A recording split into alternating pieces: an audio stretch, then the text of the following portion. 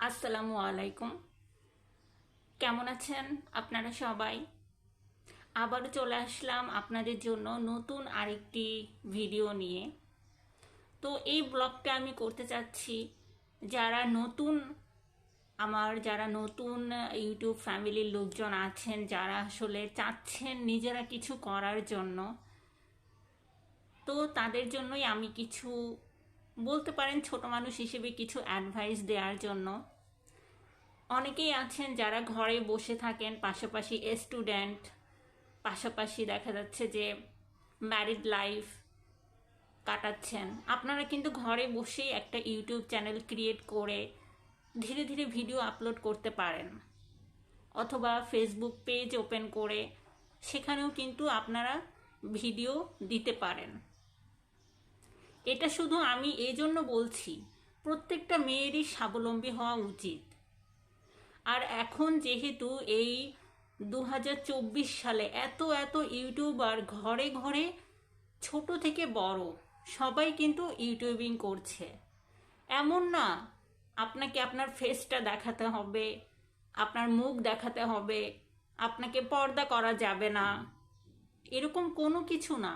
আমি অনেক ইউটিউবারদেরকে দেখেছি এবং অনেক সফল ইউটিউবারদের দেখেছি যারা সম্পূর্ণ পর্দা করে ইউটিউব চ্যানেল ক্রিয়েট করেছে এবং তারা সাকসেসও হয়েছে, তারা লাইফে সাকসেস হয়েছে, তারা নিজেরা কিছু করছে। আমি শুধু এতটুকুই বলতে চাই, আসলে আমার আমার কেন জানি মনে হলো যে আমি তো ভিডিও করি অন্য ধারার, শপিং রিলেটেড, লাইফ রিলেটেড, এই টাইপের ভিডিও করি, কিন্তু আমার মনে হলো যে আমার ভিডিওগুলো মানুষের উপকারে আসছে, কতজনের উপকারে আসছে। কিন্তু আমি যদি কিছু বলে কোনো মানুষের উপকার করতে পারি, কোনো মানুষের দেখা যাচ্ছে যে একটু হলেও তার উন্নতির জন্য যদি কোনো কিছু করতে পারি, তাহলে তো আমার ভিডিওটা সার্থক, আমার এই ভিডিও করাটা সার্থক। যদি একটা মেয়ের লাইফও আমি পাল্টে চেঞ্জ করতে হেল্প করতে পারি। যেমন আমি আগে বসে থাকতাম, তারপরে জব করতাম, পড়াশোনা, আমার কিন্তু লাইফে এর বাহিরে আর কিছু করার মতো কিন্তু কিছু নেই। বাট আমি ধীরে ধীরে কি করলাম, ইউটিউব স্টার্ট করলাম। আমার চ্যানেল অনেক ছোট, আমি অনেক ছোট একজন ইউটিউবার, তারপরও আমি আপনাদেরকে জাস্ট এইটাই বলবো, কিছু না করার চেয়ে কিছু করা ভালো একজন মেয়ে হিসেবে।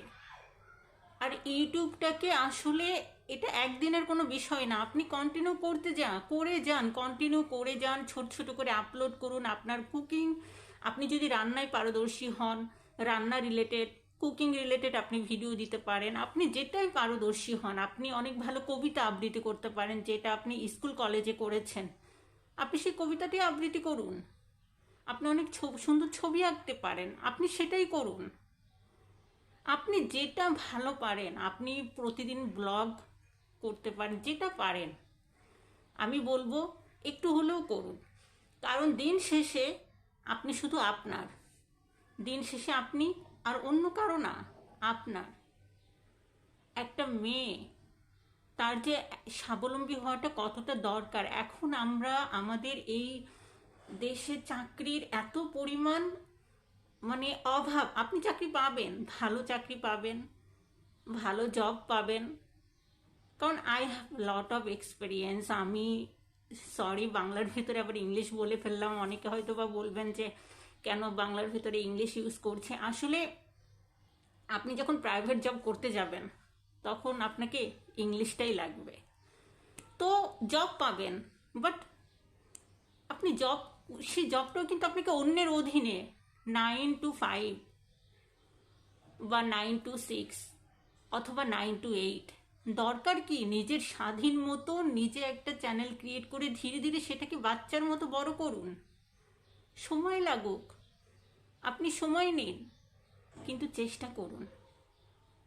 আল্লাহ তাআলা যারা চেষ্টা করে তাদেরকে কখনো ফিরিয়ে দেয় না, আমি এটা বিশ্বাস করি।